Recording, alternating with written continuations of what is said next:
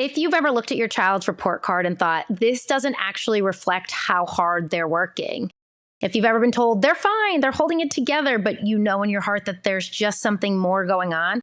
Or maybe you've wondered, is this ADHD? Should they qualify for more help? How do I get them more help? Then this episode's for you. Hi, I'm Mandy, the family behaviorist, and these are 3 of my favorite little humans. Hi, I'm on this podcast. Let's do this. Let's do this. This is the behavior blueprint where we can figure out why kids do what they do. Is that why parents yell sometimes? Sometimes, because parenthood is messy, behavior is complex, but with the right blueprint, we can figure it out together. Yeah.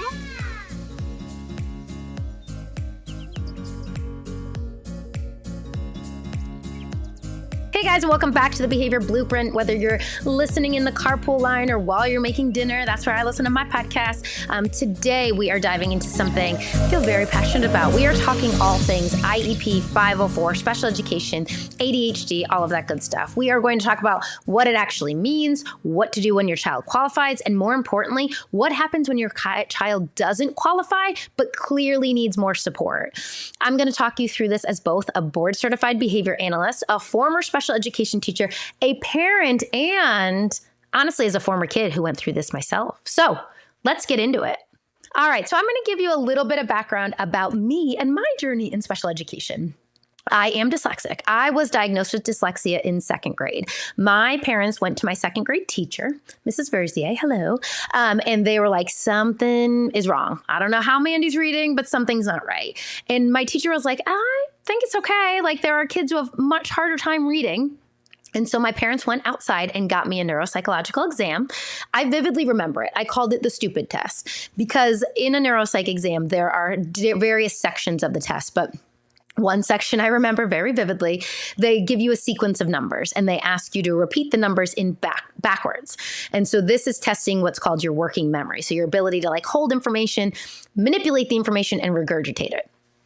So I affectionately called it the stupid test, and I affectionately failed the stupid test. I didn't fail it, but it came to light that obviously I was dyslexic. So my parents went back to the school and they shared that report, and the school was like, amazing, you qualify for an IEP, an individualized education plan.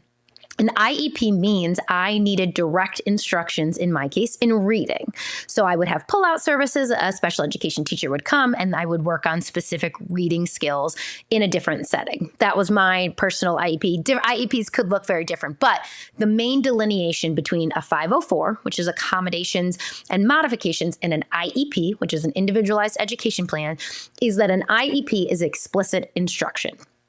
Okay. The other thing that you need to know about special education is you qualify, you have an initial evaluation and you qualify, and then you are retested every 3 years. It's called a triennial evaluation. So I qualified in 2nd grade, and in 5th grade, I had my triennial evaluation and I no longer qualified. So great, right? You're thinking they closed the gap, mission accomplished, high five, Mandy, you are no longer sped. Newsflash. Still needed a lot of support. I was definitely not ready to fly on my own. My parents will attest to that. But I was in public school and they have a threshold. So I understand that. Just because you no longer qualify does not mean that you don't need support. And this is where things get a little bit messy and or tricky, because public education is designed around access, not optimization, right? So even if your child can access the curriculum, even if it's hard, even if they're compensating, they might not qualify. So could I access what was being given to me? For sure. This is exactly what happened to me. And my parents knew I still needed support. So in high school, they sent me to a high school that had a specialized program for children with executive functioning deficits. So part of dyslexia is also executive functioning. I have shared this before. I am an open book. I was a hot mess, affectionately, right? I might have an assignment due Friday, and Wednesday I was like, I got no homework. My dad would be like, it's due Friday. I was like, right, but tomorrow's Thursday, so we're good. I do not get anything done without a timeline. All of that sort of stuff, planning, organizing, getting started, breaking tasks down. I was not very capable at any of these things. And my parents sent me to what we called super camp. My siblings very affectionately called it stupid camp. It was an executive functioning camp where I learned how to take notes. I went to tutors. I went to many, many reading tutors. My mom had me tutored. Talk about public humiliation. In 8th grade, my mom hired my English teacher to tutor me in the public library at like 7 p.m. on Wednesday nights. It was really embarrassing. I will say he did teach me how to spell Wednesday. It's Wednesday. So shout out to Mr. Horan. Thank you very much for teaching me how to spell Wednesday. But here's the thing. My parents took me kicking and screaming to all of this. And let's be very, very clear. I wasn't like, this sounds like so much fun. But my parents were like, you need this. You are still missing this skill set. And so I had zero concept of timelines, how to initiate tasks, how to manage work independently. The worst thing my parents could ever do is tell me to go in my room and work. I was we are working at the kitchen counter with lots of lights on and lots of people watching you, because if I went anywhere else, I was like, nobody is looking at me. I'm not going to do anything. Okay, let's fast forward to what ADHD and doing fine actually looks like. In COVID, there were lots of TikTok videos. A lot of people started producing content on what it looked like to have ADHD. And many women, like myself, were scrolling through TikTok being like, wait a second, that's ADHD? Huh. I send my sister reels every day, and I'm like, are we sure we don't have ADHD? And for the record, we're not. But all these women in these 30s and 40s have recently gotten diagnosed. Some of them see it in their own daughters, or their daughters get diagnosed, and then they're like, wait a sec. And what were happening is girls they had good grades. They didn't cause any problems. They figured it out. But what they were actually doing was compensating. And a lot of these compensations look like I have to do it immediately or I won't do it at all. I can't stop once I start going or I'm going to lose focus. I push through at all costs. I absolutely need a deadline or it won't ever get done. And that's not the absence of a problem. That's overfunctioning to survive the problem. So like I said, the content started being produced and a lot of us started realizing like, wait a second, that's what I've been doing. I cannot tell you the amount of parents that I've talked to who are like, I was a late in life ADHD diagnosis and I got on meds and it changed my entire world. And you're like, okay, I get that, right? So now let's bring it back to real life. Lola is my 9-year-old. She has ADHD. She has a 504. She's medicated. She's in therapy. We're doing all of the things. We have all the systems at home, right? Clearly. And she's doing fine, right? Except I get a report card. And she's in 4th grade and it's on like a 1 through 3 scale. And there's a lot of 2s. And they're all in the area of like follows classroom routines, follows written directions, follows verbal directions, follows 3-step directions. And I'm talking to Jerry and I'm like, oh my gosh. And he goes, but those are things we know she struggles with. And I said, I know, but the question I keep coming back to is when do we stop accommodating and when do we start teaching?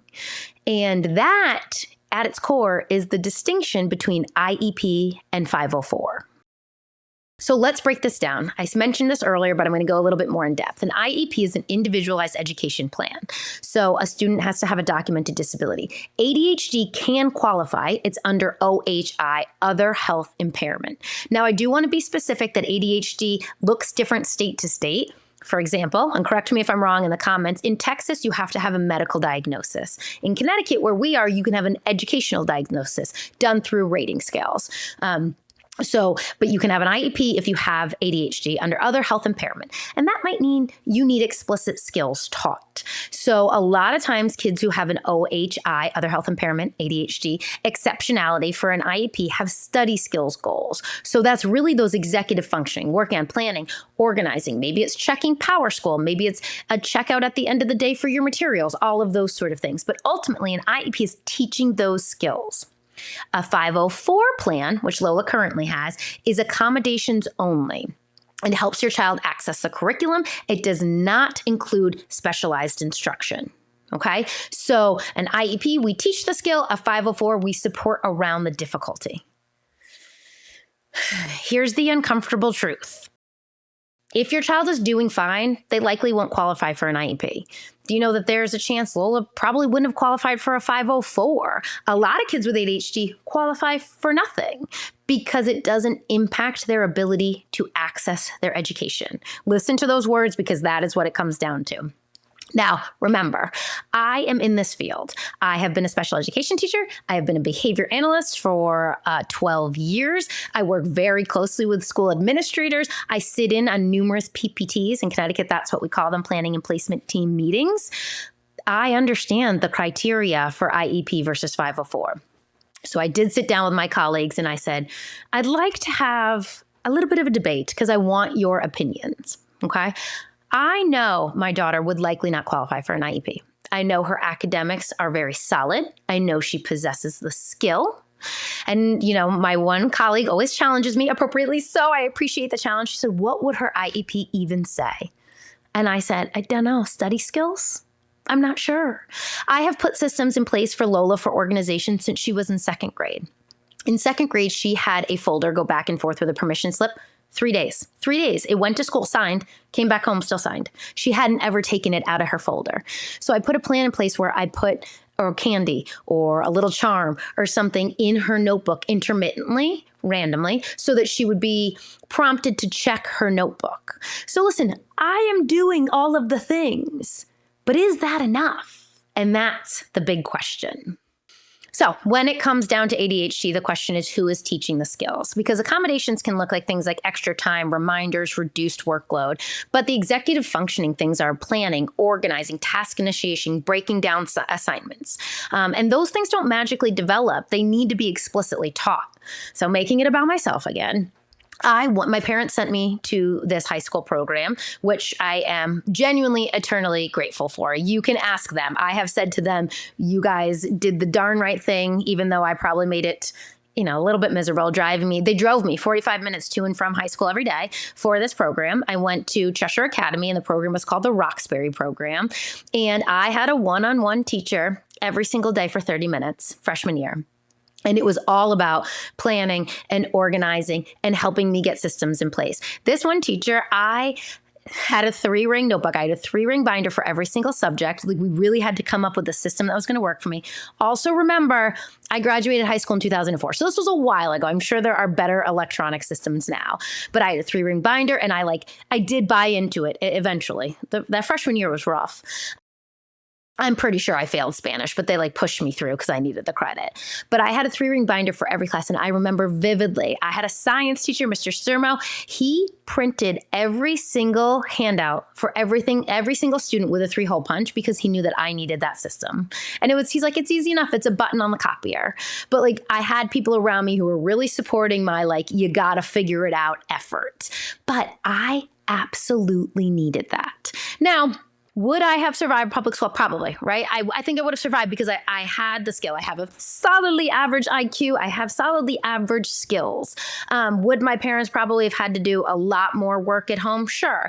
And I want to be super clear. I am not against doing the work at home. And this is a bit of an existential question, right? It's but when do we do that work? And here's the other point, because I was debated with many people, and I've heard many perspectives, which again, I am so grateful for. But one of them said, yeah, but that is the disability and they do need accommodations. And I guess it's hard for me because I needed those accommodations as well. But at some point, you have to switch into accommodating for yourself. So I want to be super clear that a good teacher can do a lot of this. So for example, there is this wonderful 5th grade teacher at our old district, wonderful. And if Lola had her, I know how it would have gone. I know that in September, she would have set the system up for Lola. And in December, she would have set the system up with Lola. And in March, she would have handed her a template for Lola to set up herself. And in May, she would have set that system up. And that is good teaching. And there are many, many great teachers in the world that I know do that. But if you don't have that teacher, or you don't have a teacher with that knowledge, what does that look like? Or the more burning question for me is when my daughter gets to 7th grade and has 6 teachers, how will she manage that? And the reality is, similar to me, her needs might just not be high enough, right? Special education is about access to education, and my daughter has that access. Now, it's not maybe at the level that I think it needs to be at. So what does that look like? The 504 is a great starting point, but I go back and forth in my head of do we need to do more counseling? Is this really do I need to do more outside of school? But you get caught in that debate of how much can you really do outside of school? For example, if Lola's not being set up at school, right? If we are not having a checkout at the end of the day, what subjects do you have? What things do you need to bring home? and then she comes home and doesn't have them. How do I get her started? And again, I say this as a kid whose mother drove her back to school probably twice a week because I was missing things. Like I was that kid knocking on the door, hoping the janitor would open it so that I could go get the book. Now things are online, so maybe I'll avoid that a little bit with my daughter. But this is where things come down to. So we talk about these women late in life diagnosed. Yeah, they probably wouldn't have qualified. So it begs the bigger question. What do we, either as a society or as business owners, what do we need to do to help teach those skills? So again, sometimes parents will say to me, why do I need the ADHD diagnosis? And what is the ADHD diagnosis going to do? And sometimes the answer in terms of school and public education is nothing. Sometimes the answer is they won't qualify for a 504 or an IEP. But I still think that information is invaluable because there's so many things that go into this. So for Lola, yes, she has a 504, but let's say she no longer qualifies for the 504. Let's say she never got it in the first place. I still need to teach her that this is difficult for you, and these are the systems you put in place.